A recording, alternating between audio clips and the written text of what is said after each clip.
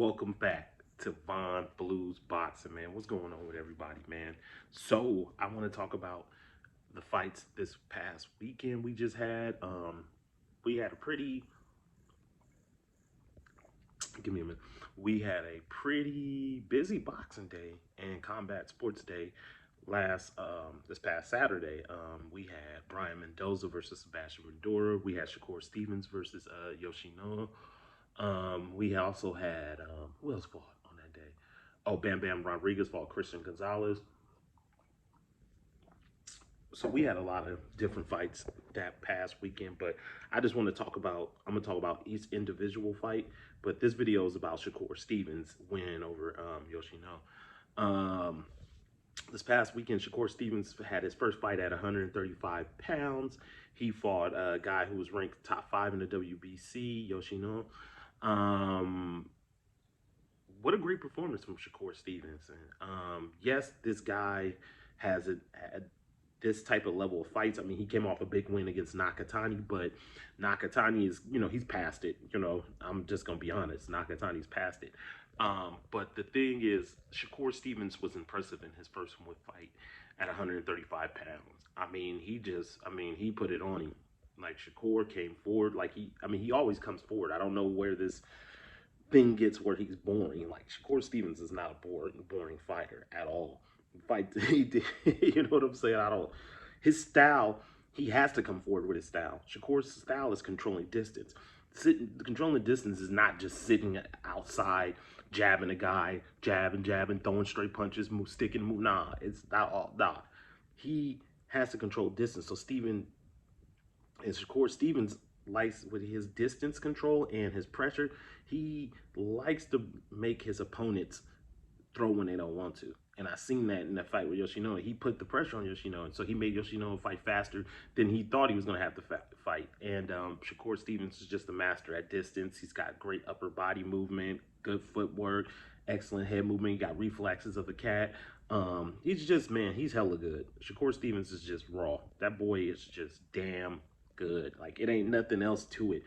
Nothing else to it. I mean, Shakur is damn good. He is talented, man. And he put on a great performance. The narrative on him is he doesn't have any punching power, but his last 3 fights, he knocked down his past 3 opponents. He knocked down Yoshino. In his last fight, he knocked down Oscar Valdez. He knocked down Robinson Concial. So Shakur's always had a good punching power. He proved that in that 135 pounds. Maybe he's not draining himself so much. So we're going to really see, and this is the Shakur Stevens we're going to get. Man, he's going to be dangerous for any 135 pounder. Might that be the winner of Ryan and Gervonta or the winner of Devin Haney and Loma? Whoever fights Shakur, it's going to be a tough fight. That man is not going to be easy. I don't care if you can punch, you got boxing skills, you got good IQ, you got good footwork, all the intangibles, all that good stuff.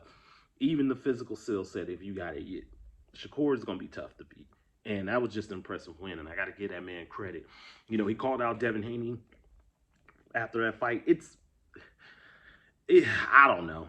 I don't know if it's gonna happen. Of course, I want to watch it. Of course, we all want to see the fight. I think everybody would watch that fight if they made that fight happen. But I don't think it's next to happen. I think honestly, the next man for Shakur Stevens was in the crowd, Jaime Ortiz.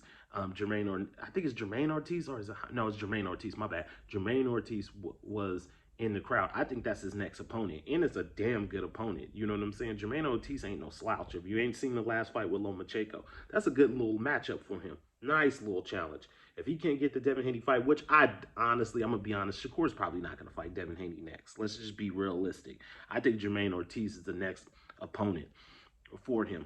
So that's what I think the next fight is. I think Bob gonna set that up, give Shakur another fight, and then I can see him pushing for a title shot for Shakur. I can see it really going down next after this fight with Jermaine Ortiz, because I think that's who's next, and that's gonna be a fun, interesting fight right there. That is it's an interesting fight. Jermaine Ortiz and Shakur Stevens, that's an interesting fight.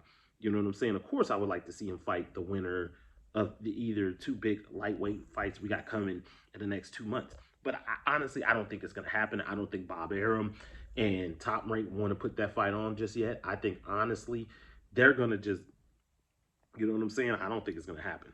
You know what I'm saying? I don't.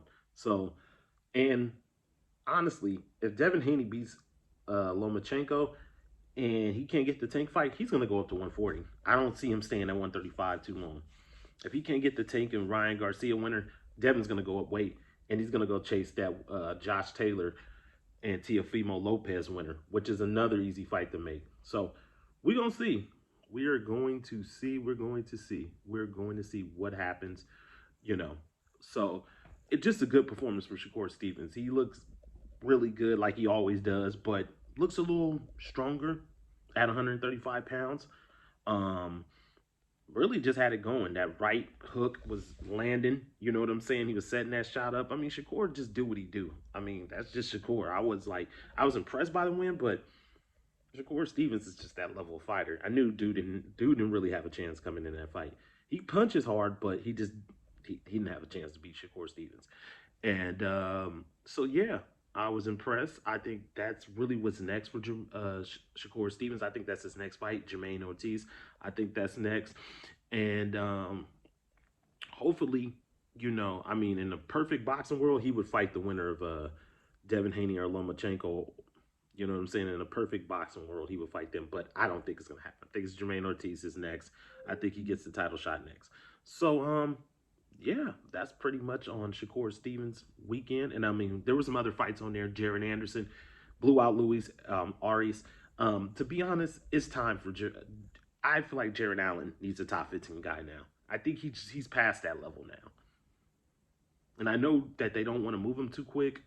Jay Prince, Bob Arum, and the rest of his team, but he ready for a top 15, dude. Give him somebody top 15, top 20. Because these guys at Luis Arias level, they're not going to challenge him, Jaron Anderson. He's not. Jaron Anderson needs somebody that can go some rounds with him. He needs somebody, or he just need that level of opponent so we can see where he really, really, truly at. I think he's very talented, and I think he's the best heavyweight prospect we've had in a long time since Deontay Wilder when he was coming up. I think he's the best heavyweight prospect we had in a long time. So I'm hoping Jaron Anderson does very well.